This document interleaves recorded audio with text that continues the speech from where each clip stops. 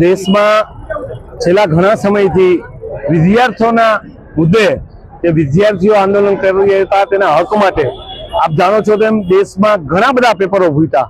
ખાસ કરીને નીટની વાત થાય છે કે ઘણા વિદ્યાર્થીઓનું ભવિષ્ય છે એ અંધકારમાં ડૂબ્યું. ક્યાંક ને ક્યાંક બકાલાના ભાવે પેપર વેચાતા હતા. ત્યારે વર્ષોથી આ વિદ્યાર્થીઓનો પરિવાર એની પાછળ ખર્ચ કરીને વિદ્યાર્થીઓ રાત દિવસ ઉજાગરા કરીને નીટની એક્ઝામ હોય એની તૈયારી કરી રહ્યા હોય ને સવારે પેપર ફૂટી જાય. તેના કારણે ઘણા વિદ્યાર્થીઓએ આત્મહત્યા પણ કરી લીધી છે, ઘણાના મોત પણ થયા છે.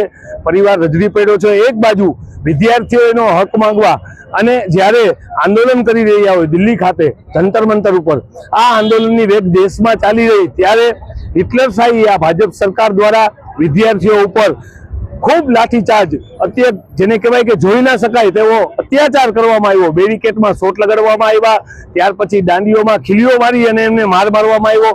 વિદ્યાર્થીઓના મોત પણ થયા છે. આ બધી કાયદેસરની રીતે હિટલરશાહી રીતે ભાજપે કૃત્યા કરી અને આ જેને કહેવાય કે વિદ્યાર્થી પર અત્યાચાર કર્યો. ત્યારે કોંગ્રેસ પાર્ટી અને કોંગ્રેસ પાર્ટીના લીડરોએ આ મુદ્દે સંસદથી લઈને સડક સુધી વિદ્યાર્થીઓના જે આંદોલન હતા તેને વેગ આપવા, તેને મજબૂત કરવા અને વિદ્યાર્થીઓનો અવાજ બનવા માટે ખાસ કરીને રોડ ઉપર સંઘર્ષમાં ઉતર્યા. ત્યારે આજે આ ભાજપના જે મુખ્યપ્રધાન ધર્મેન્દ્ર પ્રધાન છે, શિક્ષણ મંત્રી, તેને બેશરમીથી રાજીનામું આપવું પડ્યું અને આમાં ક્યાંક ને ક્યાંક વિદ્યાર્થીઓની મોટી જીત થઈ છે.